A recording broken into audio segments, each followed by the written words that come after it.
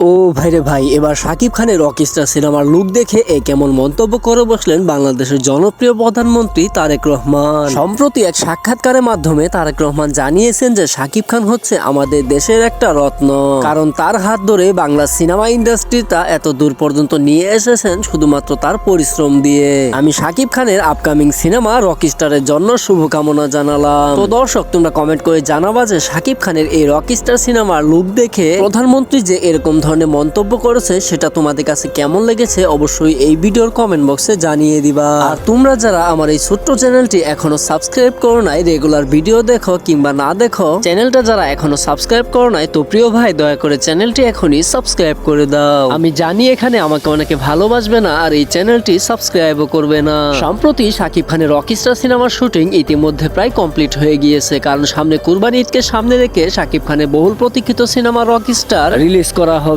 তাই তো জোর কদম দিয়ে চলছে রকস্টার সিনেমার শুটিং এর কাজ। কিছুদিন আগে প্রধানমন্ত্রী এবং তার মেয়ে জাইমা রহমান দুজনে মিলে সিনেমা হলে গিয়েছিলেন শাকিব খানের প্রিন্স সিনেমা দেখতে। তাই তো এবার সেখান থেকেই শাকিব খানের রকস্টার সিনেমার জন্য শুভকামনা জানিয়েছেন প্রধানমন্ত্রী। আর তিনি এমনটাও জানিয়েছেন যে শাকিব খান হচ্ছে আমাদের দেশের একটা রত্ন, কারণ বাংলা ইন্ডাস্ট্রিটাকে তার জন্যই সকলেই চিনতেছে। তো দর্শক, এই ছিল সর্বশেষ আপডেট তোমাদের জন্য। পরিশেষে তোমাদের কাছে একটাই রিকোয়েস্ট, তোমরা যারা এতক্ষণ ধরে কষ্ট করে ভিডিওটি দেখেছো কিন্তু চ্যানেলটা এখনো সাবস্ক্রাইব করো নাই, তো প্রিয় ভাই দয়া করে চ্যানেলটি এখনই সাবস্ক্রাইব করে দাও।